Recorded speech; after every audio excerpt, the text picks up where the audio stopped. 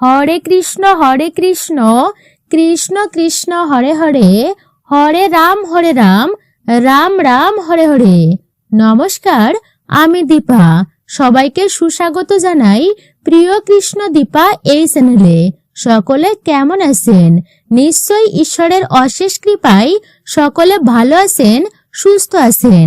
আমাদের আজকের ভিডিওটি চৈত্র মাসে আপনারা ভুল করেও খাবেন না, বিশেষ করে এই খাবার। বাংলা বছরের শেষ বিদায় বেলার চৈত্র মাস চলছে, আর এই চৈত্র মাস অত্যন্তই পবিত্র মাস। তো বলা হয়েছে পবিত্র চৈত্র মাস চলমান অবস্থায় আপনারা কিছু খাবার যেমন খাওয়া উচিত আপনাদের, তা জীবনের পক্ষে খুবই উত্তম বলা হয়েছে, ভালো বলা হয়েছে। আর কিছু খাবার আছে যা ভুলেও গ্রহণ করা উচিত নয়, এটি জীবনের পক্ষে ভয়ঙ্কর ক্ষতিকর বলেই বিবেচিত হয়। চৈত্র মাসে ভুলেও খাবেন না এই তিনটি সবজি। নানান রোগ ব্যাধি, চরম আর্থিক কষ্ট এবং সংসারে অশান্তি আর দুর্ভাগ্য আসবেই। সনাতন হিন্দু ধর্মে পবিত্র চৈত্র মাসে অনেক গুরুত্বপূর্ণ উৎসব পালিত হয়। চৈত্র মাসে পূর্ণিমা নক্ষত্র পড়ে, যা চিত্রা নক্ষত্র, তাই এর নাম হয় চৈত্র। চৈত্র মাসের শুক্ল প্রতিপদ থেকে সৃষ্টিকর্তা ব্রহ্মা মহাবিশ্বের সৃষ্টি করেছিলেন এবং চৈত্র মাস থেকেই সত্য যুগের সূচনা হয়েছিল। অনেক মানুষ বিশ্বাস করেন যে চৈত্র মাসে ভগবান শ্রীকৃষ্ণ, ভগবান শিব কিংবা দুর্গার কাছে যা প্রার্থনা করা হয় সেটা তাদের ইচ্ছা অনুসারে পূরণ হয় এবং এই মাসে কিছু নিয়ম মেনে চললে মা লক্ষ্মীর কৃপা পাওয়া যায়। চৈত্র মাসে মা দুর্গার বিশেষ পূজা অর্চনা করা হয় এবং এরই সাথে চৈত্র নবরাত্রি উৎসব পালিত হয়। এই মাস থেকেই পবিত্র রামনবমী এবং হনুমান জন্ম জয়ন্তী। এছাড়াও এই মাসে সৌভাগ্য আনতে ভগবান শ্রীবিষ্ণুর মৎস্য রূপের পূজা অর্চনা করা হয়।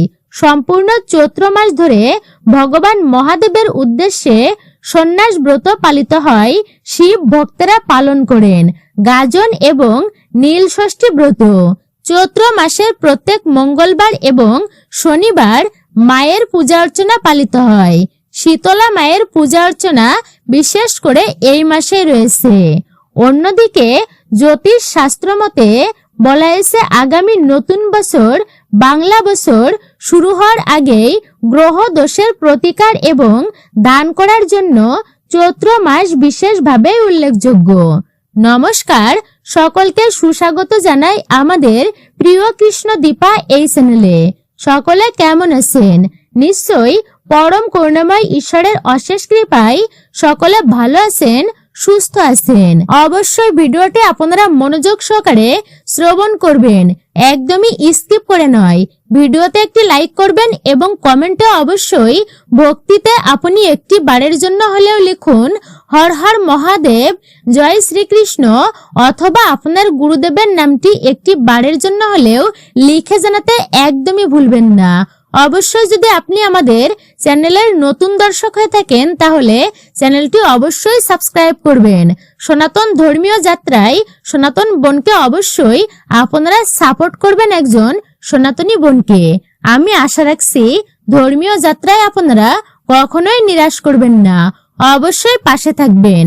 তাহলে শ্রবণ করুন আপনারা আজকের ভিডিওটি।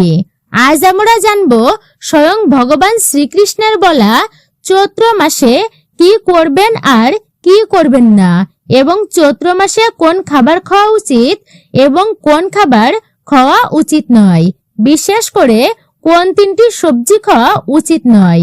এই মাসে যে নিষিদ্ধ সবজিগুলি খেলে জীবনে ঘনিয়ে আসতে পারে চরম আর্থিক কষ্ট, পরিবারের সদস্যদের লেগে থাকবে নানান রোগ ব্যাধি, ঘরে এবং বাহিরে কারণে অকারণে সৃষ্টি হবে নানান অশান্তি, ব্যবসা এবং চাকুরির জায়গায় নানান রকমের বাধা বিপত্তি আসবে, রোজগার কমে আসবে, সংসারে নেমে আসবে চরম দুর্ভাগ্য, আর্থিক কষ্ট, ঝামেলা, অশান্তি। চৈত্র মাসে কোনো ব্রত পালন করুন আপনি কিংবা না করুন, কিন্তু এই মাসে অবশ্যই শাস্ত্র অনুসারে নিষিদ্ধ খাবারগুলি আপনারা একেবারেই এড়িয়ে চলবেন, কখনো অবহেলায় চলবেন না, অবশ্যই মান্য করেই চলবেন। তাহলে আপনার বাড়ি থেকে বাস্তু দোষ দূর হবে, সারা বছর মা লক্ষ্মীর কৃপা থাকবে এবং আপনি আর আপনার পরিবার সুস্থ ও নিরোগ থাকবেন, সুরক্ষিত থাকবেন। চৈত্র মাস বলা হয়েছে ঋতু পরিবর্তনের মাস। ফাল্গুন মাস থেকেই বিশেষ করে বসন্তের আগমন হয়। তো চৈত্র মাস ঋতু পরিবর্তনের সময়। পরিবেশে এই সময় তাপমাত্রা ক্রমশ ঊর্ধ্বমুখী। সেই কারণে চৈত্র মাসে নানান অসুখ বিসুখ, রোগ জীবাণু ছড়িয়ে পড়ার আশঙ্কা বেশি থাকে। ধর্মীয় দিক থেকেও চৈত্র মাস অত্যন্তই গুরুত্বপূর্ণ। চৈত্র মাসের সঙ্গে ভগবান শ্রীরামেরও বিশেষ সম্বন্ধ রয়েছে, কারণ চৈত্র মাসের প্রথম দিকে ভগবান রামের রাজা হিসেবে অভিষিক্ত হয়েছিলেন। পঞ্জিকা অনুসারে প্রতি বছর চৈত্র মাসের শুক্লপক্ষের বলা হয়েছে এই সময় রামনবমী তিথি অনুষ্ঠিত হয়, অর্থাৎ নবমী তিথিতে ভগবান শ্রী রামচন্দ্রের পূজা অর্চনা করা হয়। আর ভগবান শ্রী রামচন্দ্র এই দিনেই আবির্ভূত হয়েছিলেন চৈত্র মাসের নবমী তিথিতে। চৈত্র নবরাত্রি শুরু হয় এই মাসেই।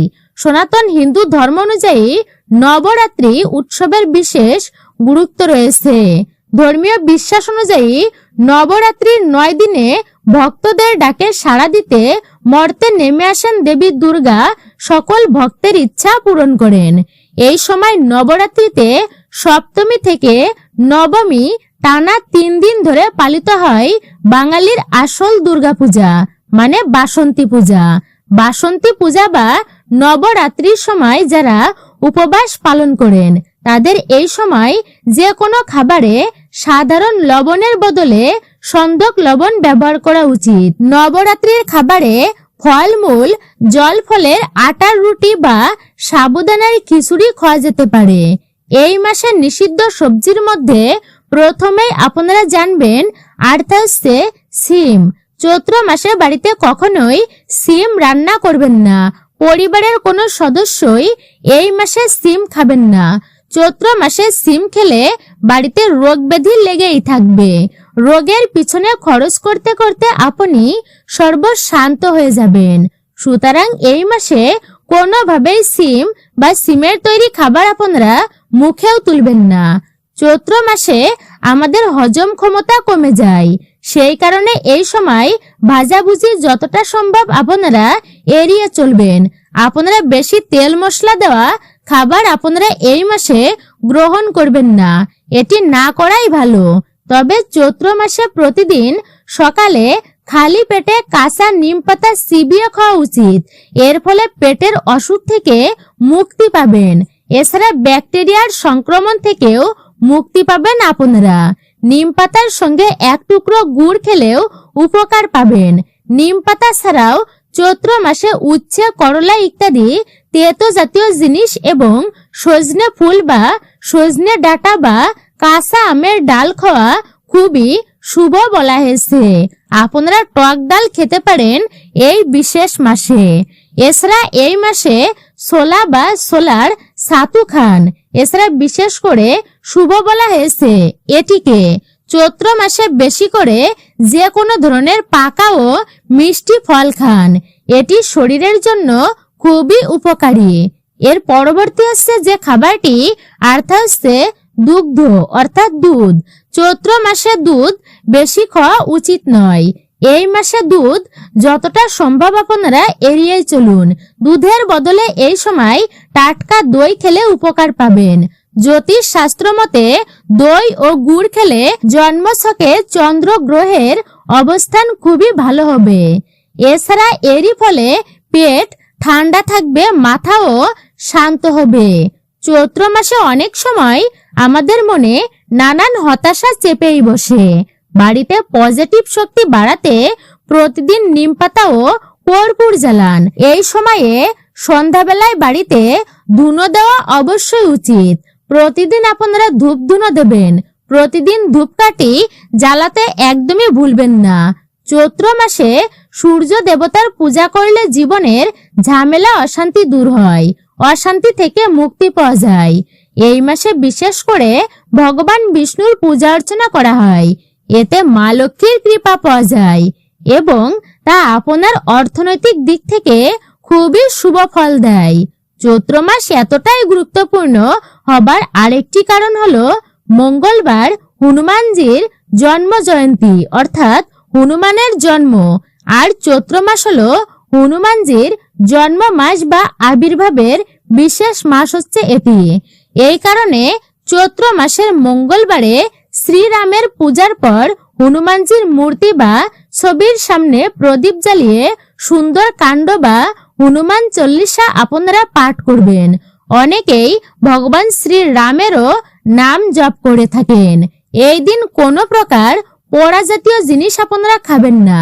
হনুমানজির ছবি বা মূর্তিতে অবশ্যই সিঁদুর আপনারা লাগাবেন এবং চন্দন দিয়ে আপনারা সাজিয়ে দেবেন। ধূপ ও প্রদীপ জ্বালিয়ে আরতি করুন। পূজার পর আশেপাশের সবাইকে প্রসাদ বিতরণ করুন। এর ফলে আপনার জীবনে সুখ ও সৌভাগ্য আসবে। অন্যদিকে চৈত্র মাসের মঙ্গলবার এবং শনিবার পাড়ায় পাড়ায় মা শীতলার পূজা অর্চনা হয়। মা শীতলা হলেন মহামায়ের আরেকটি রূপ। তিনি এই রূপেই মানুষের পীড়া হরণ করেন। মায়ের নাম স্মরণ করলে অবশ্যই ভক্তি মনে মা কিন্তু সেই ব্যক্তিকে বিশেষ কৃপা করেন।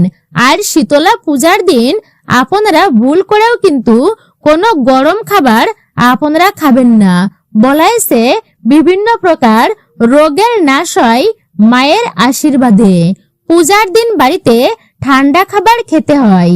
তৃতীয় নিষিদ্ধ যে সবজিটি অর্থাৎ হচ্ছে মূলা। চৈত্র মাসে লাল বা সাদা মূলা এবং এর থেকে তৈরি তরকারি আপনারা কোনো খাবার খাবেন না মূলার তৈরি। এই দিন মূলা খেলে নানান শারীরিক সমস্যা দেখা দিতে পারে। শাস্ত্রে বলা হয়েছে মাঘ মাসের মতোই এই মাসে মূলার মধ্যে একটি বিশেষ ধরনের জীবাণু সংক্রমণ ঘটে। এই সময় মূলা খেলে ওই জীবাণু মানুষের রক্তের সাথে মিশে গিয়ে প্রজনন ক্ষমতা কমিয়ে দেয় এবং এর ফলে সন্তানহীনতার রোগ দেখা দিতে পারে। তাই শাস্ত্রে চৈত্র মাসে মূলা খেতে নিষিদ্ধ হয়েছে। এছাড়া কোনো প্রকার নেশাজাতীয় খাবার আপনারা এই মাসে ভুলেও গ্রহণ করবেন না। চৈত্র মাসে লবণ কম খাওয়াই ভালো। শাস্ত্রে বলা হয়েছে চৈত্র নবরাত্রির 9 দিন আপনারা লবণ খাওয়া এড়িয়ে চলুন। এর ফলে মা দুর্গার আশীর্বাদ লাভ করার পাশাপাশি আপনার রক্তচাপ নিয়ন্ত্রণে থাকবে।